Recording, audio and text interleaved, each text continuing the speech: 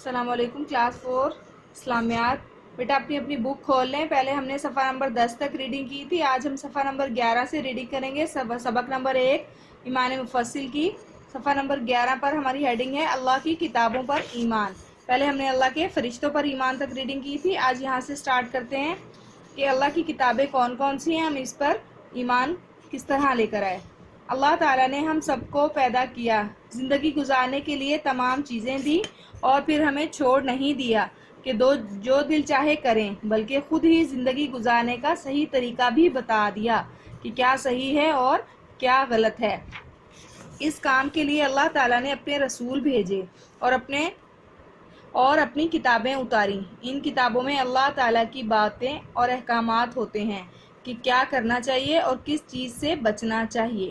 اللہ تعالیٰ نے چھوٹی بڑی بہت سی کتابیں نازل کیں، ان میں سے 4 کے نام ہم جانتے ہیں: زبور حضرت داؤد علیہ السلام، تورات حضرت موسیٰ علیہ السلام پر، انجیل حضرت عیسیٰ علیہ السلام پر، قرآن شریف حضرت محمد صلی اللہ علیہ وسلم پر نازل ہوا۔ جیسا کہ ہمیں معلوم ہے کہ ان کتابوں کے نام پتہ چل گئے۔ یہ کتابیں کس پر نازل ہوئی؟ زبور حضرت داؤد علیہ السلام پر۔ ان سب کو آپ نے انڈر لائن کرنا ہے، یہ آپ کو پتہ ہونا چاہیے کہ کون سی کتاب کس نبی پر نازل ہوئی۔ اب زبور، تورات اور انجیل اللہ تعالیٰ کی کتابیں ہیں، مگر ان میں لوگوں نے اپنی طرف سے باتیں ملا دی ہیں اور اللہ تعالیٰ کی باتیں بدل دی ہیں، اس لیے ان میں صحیح اور غلط باتیں مل گئی ہیں، جبکہ قرآن پاک جیسا ہمارے نبی صلی اللہ علیہ وسلم پر اترا تھا اسی طرح ہے، اس میں ایک نقطے اور ایک شوشے کا بھی فرق نہیں ہوا۔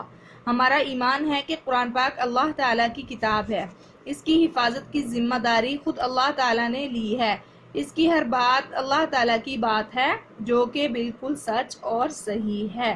دیکھیں یہاں میں کیا معلوم ہوتا ہے کہ جو دوسری کتابیں ہیں تورات، زبور اور انجیل، وہ اللہ تعالیٰ کی کتابیں ہیں، لیکن اب جو ہے بعد میں لوگوں نے ان پہ صحیح اور غلط باتیں ملا دی ہیں، لیکن جبکہ قرآن پاک صرف ایک ایسی کتاب ہے جس کی حفاظت کی ذمہ داری اللہ تعالیٰ نے خود لی ہے، اس میں ابھی تک کوئی ایک نقطے اور شوشے کا فرق نہیں ہوا اور نہ ہی قیامت تک ہوگا، کیونکہ اس کی حفاظت کی ذمہ داری خود اللہ نے اپنے ذمہ لی ہے۔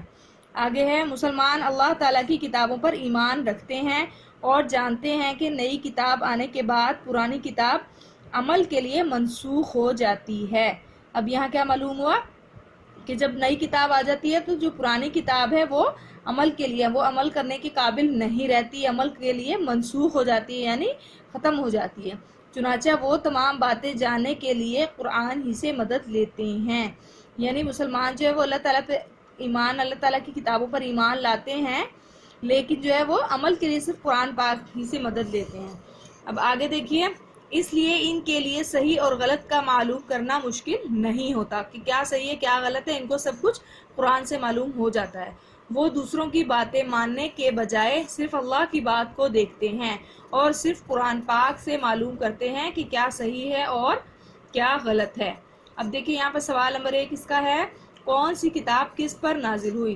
زبور، یہاں ہم نے جیسے پڑھا زبور حضرت داؤد علیہ السلام پر، تورات حضرت موسیٰ علیہ السلام پر، انجیل حضرت عیسیٰ علیہ السلام پر اور قرآن مجید حضرت محمد صلی اللہ علیہ وسلم پر۔ اس سوال کو آپ نے کتاب میں ہی حل کرنا ہے، اس صفحے سے اس کا جواب دیکھنے کے بعد آپ نے اس کو یہاں لکھنا ہے۔ مسلمان اللہ تعالیٰ کی ساری کتابوں کو مانتے ہیں تو ان سب پر عمل کیوں نہیں کرتے؟ اس کا جواب ہم آگے چل کے کریں گے، اب پہلے آگے ریڈنگ کرتے ہیں۔ اللہ کے رسولوں پر ایمان، ہمارا مالک اور آقا اللہ تعالیٰ ہی ہے، ہمیں صرف اللہ تعالیٰ کا ہی حکم ماننا چاہیے۔ اب ہمیں اللہ تعالیٰ کا حکم معلوم کیسے ہو؟ اللہ تعالیٰ نے اس کا بھی انتظام کر دیا ہے۔ اللہ تعالیٰ اپنے بندوں میں سے ہی کچھ نیک بندوں کو چن لیتے ہیں، ان کے پاس فرشتوں کے ذریعے اپنا پیغام پہنچاتے ہیں۔ یہ نیک لوگ اللہ تعالیٰ کے نمائندے بن کر لوگوں کو اللہ تعالیٰ کا پیغام سناتے ہیں، ان کو نبی کہتے ہیں۔ اب دیکھیں یہاں پر اللہ تعالیٰ نے اپنے جو پیغام ہیں، اپنی جو باتیں بتانے کے لیے کسی نہ کسی کو ذریعہ بنانا تھا، ان کو اللہ تعالیٰ نے نبی کو ذریعہ بنایا، مطلب نبی بھیجے جو اللہ تعالیٰ کا پیغام لوگوں تک پہنچاتے ہیں، جو اللہ تعالیٰ کے نمائندے بن کر لوگوں کو اللہ کا پیغام پہنچاتے ہیں۔ اللہ تعالیٰ نے بہت سے نبی بھیجے، کچھ نبی ایسے تھے جن پر اللہ تعالیٰ نے اپنی کتابیں نازل کی، ان نبیوں کو رسول کہا جاتا ہے۔ جن نبیوں پر کتابیں نازل کی انہیں रसूल कहा जाता है। हज़रत मोहम्मद सल्लल्लाहु अलैहि वसल्लम अल्लाह ताला के आखिरी नबी और रसूल हैं। अब क़यामत तक कोई नबी नहीं आएगा। हमारा ईमान है कि तमाम नबी सच्चे थे, मगर इनके बाद लोगों ने इनके पैगाम में गलत बातें मिला दी। सिर्फ हमारे प्यारे हज़रत मोहम्मद सल्लल्लाहु अलैहि वसल्लम का दिया हुआ पैगाम वैसे ही मौजूद है। आप सल्लल्लाहु अलैहि वसल्लम की बताई हुई हर बात बिल्कुल सही और अल्लाह ताला के हुक्म के मुताबिक है। देखिए यहाँ पर हमें मालूम हुआ जैसा कि कुरान सिर्फ सच्ची और हक किताब है, इसी तरह आप सल्लल्लाहु अलैहि वसल्लम की हर बात भी बिल्कुल सच है और अल्लाह ताला के हुक्म के मुताबिक है। बाकी नबियों की जो बातें हैं वो लोगों ने उनमें अपनी तरफ से मिला दी हैं कुछ बातें। अब आगे है,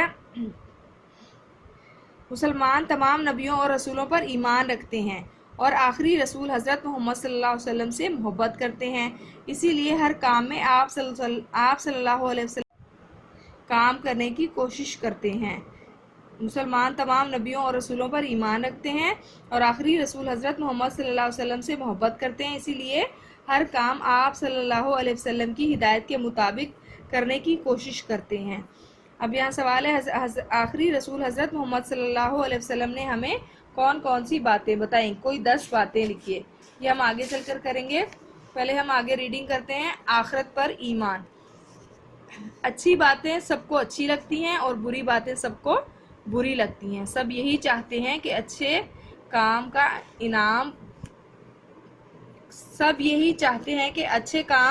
का इनाम और बुरे काम की सज़ा मिले। हमारा ईमान है कि अल्लाह ताला सबसे बड़ा हाकिम और इंसाफ करने वाला है।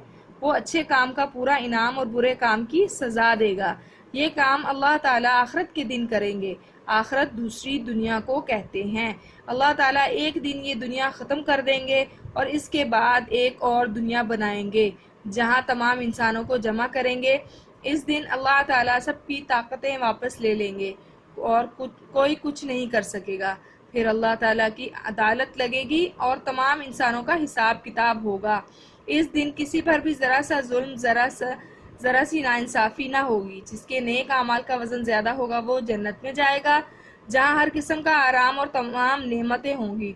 जिसके बुरे अमाल का वज़न ज़्यादा होगा इसको दोज़ख में फेंक दिया जाएगा जहाँ आग, सांप, बिच्छू और हर किस्म का अजाब होगा। मुसलमान का आखिरत पर ईमान होता है, इसलिए वो हर वक्त नेक आमाल जमा करने और बुरे अमाल से बचने की फ़िक्र करता है। देखिए यहाँ पर हमें आखिरत पर ईमान के बारे में मालूम हुआ कि आखिरत जो इंसान जो है इस दुनिया से जब जाएगा तो वो दोबारा ज़िंदा कर दिया जाएगा। जो दूसरी दुनिया होगी वहाँ पर अल्लाह ताला तमाम इंसानों को जमा करेंगे और वहाँ पर किसी की कोई ताकत नहीं होगी। अल्लाह ताला सबकी ताकतें वापस ले लेगा।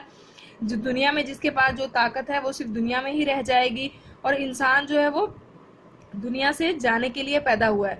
अब जब इंसान दुनिया से चला जाएगा तो दोबारा जब जिंदा किया जाएगा वो जो है वो हमेशा हमेशा की ज़िंदगी होगी। वहाँ अगर तो वो अच्छे काम करेगा तो वो हमेशा जन्नत में रहेगा और अगर बुरे काम करेगा तो हमेशा के लिए दोज़ख में चला जाएगा।